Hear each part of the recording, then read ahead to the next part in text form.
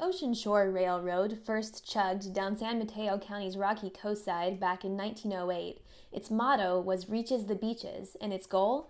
To lure San Franciscans down to Half Moon Bay and the small communities just north of there. Advertisers, trying to sell land, described the area as God's green footstool. But the land scheme never really took off, and in 1920 the railroad quit running. By 1937, Highway 1 had replaced it.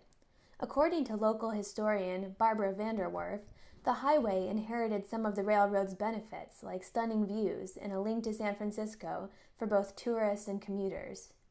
But the highway also inherited some of the railroad's problems. For one, it still separates locals from their beaches, and second, it suffers gridlock when traffic floods the area on sunny weekends. Sometimes it becomes completely impassable when the area known as Devil's Slide experiences landslides. So I first got involved in transportation issues on the coast was with the closure of Devil's Slide back in 1995 when the road was closed for about 6 months. And many of us who live here felt like we were living in the world's longest cul-de-sac. Following that landslide, the California Department of Transportation, or Caltrans, suggested improving the pass by installing a 6-lane freeway.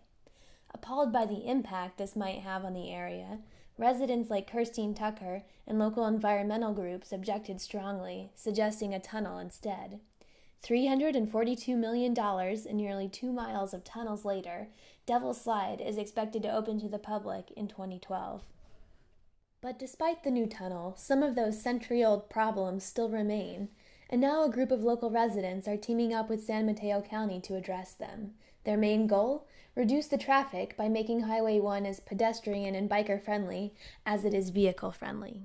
They're now in the midst of a multi-year public input process, but planners are already considering everything from connecting existing trails that parallel the highway to installing roundabouts as a safer way of dealing with intersections.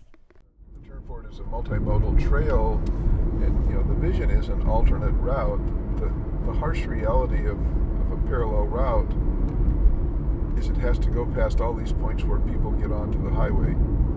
And every time they do that, you either have to stop or, slow, so it's not the free-flowing avenue that people would like to think about there. As I see it, the biggest challenge facing the mid-coast now and